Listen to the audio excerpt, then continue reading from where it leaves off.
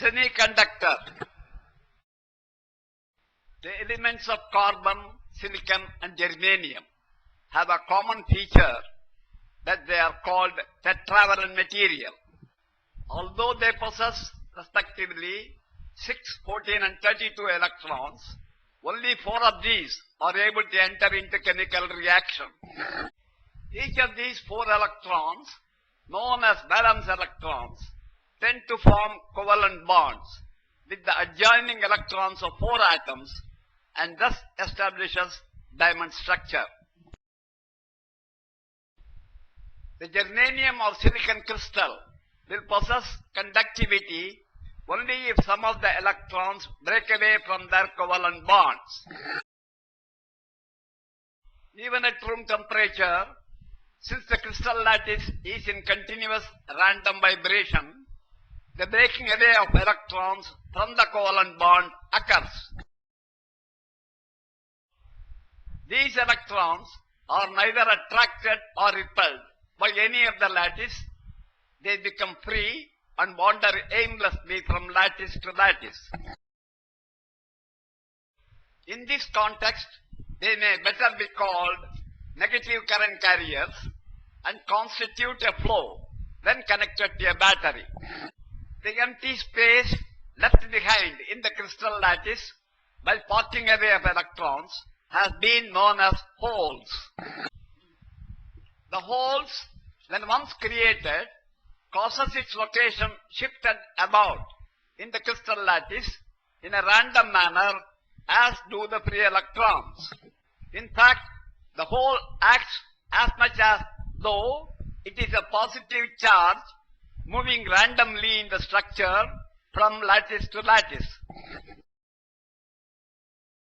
When connected to a battery, the holes get steadily drifted towards the negative terminal of the source. This constitutes a current flow due to holes or due to positive current carriers. A very small amount of certain types of impurities will alter tremendously the concentration of current carriers in a semiconductor. N, negative current carrier type semiconductor. In N-type semiconductor, the majority current carriers are negative or free electrons. The donors are often marked by the positive symbol, and they are positive ions, immobile in nature and embedded in the crystal structure. In N-type material, there are as many negative current carriers as the immobile positive ions. Figure shows the concentration of ions and current carriers.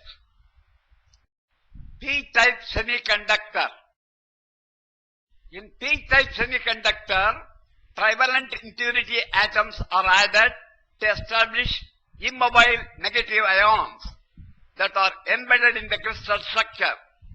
The current carriers are holes, and their concentration equals the embedded negative ions.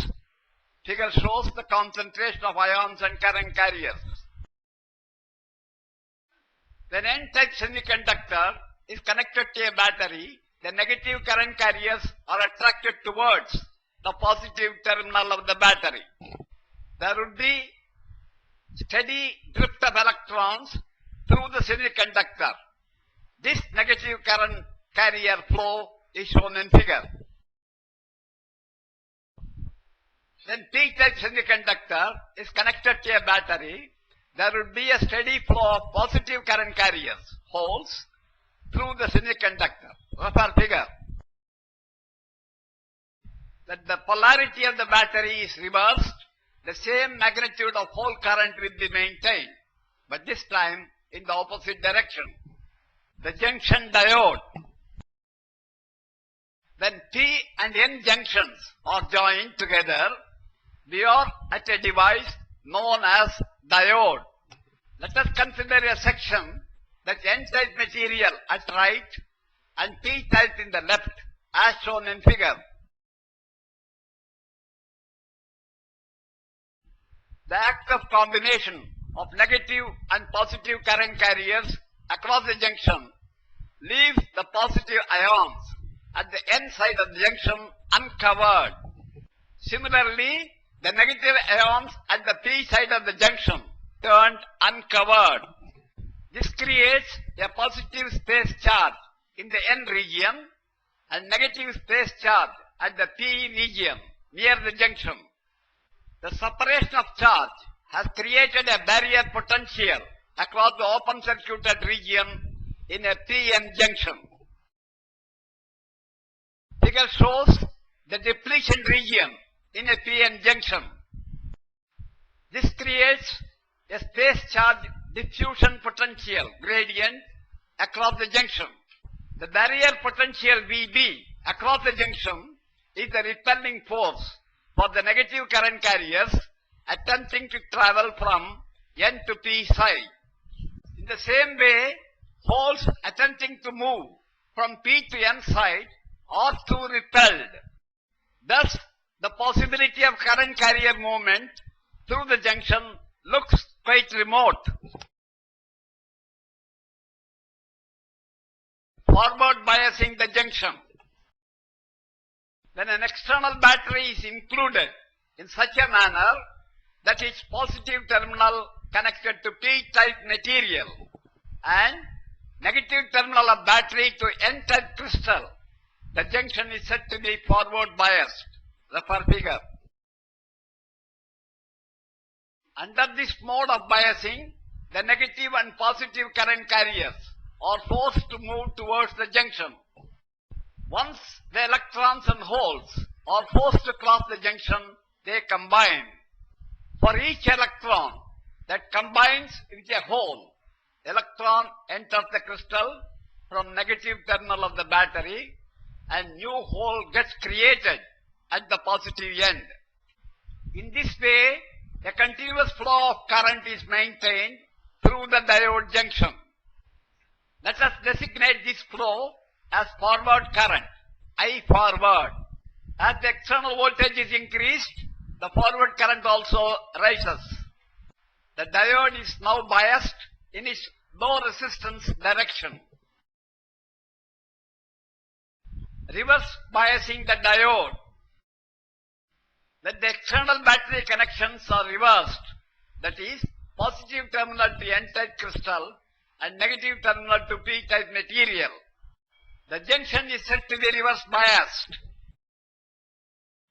The current carriers are now attracted away from the junction. The uncovered region gets widened. The barrier potential will be increased and practically there is no current flow through the junction. However, the minority current carriers of intrinsic origin would flow through the junction. This minute flow is known as the reverse bias current or leakage current and is identified by the symbol IS. As the battery voltage is increased, the point is reached that the gradient of electric field becomes so critical to initiate large-scale breaking of bonds. This situation produces a large number of electron-hole pairs across the junction, resulting in steep increase in reverse current. Unless it is restricted, this high current might cause damage to the junction. This steep increase in breaking the covalent bonds is due to a phenomenon known as avalanche breakdown.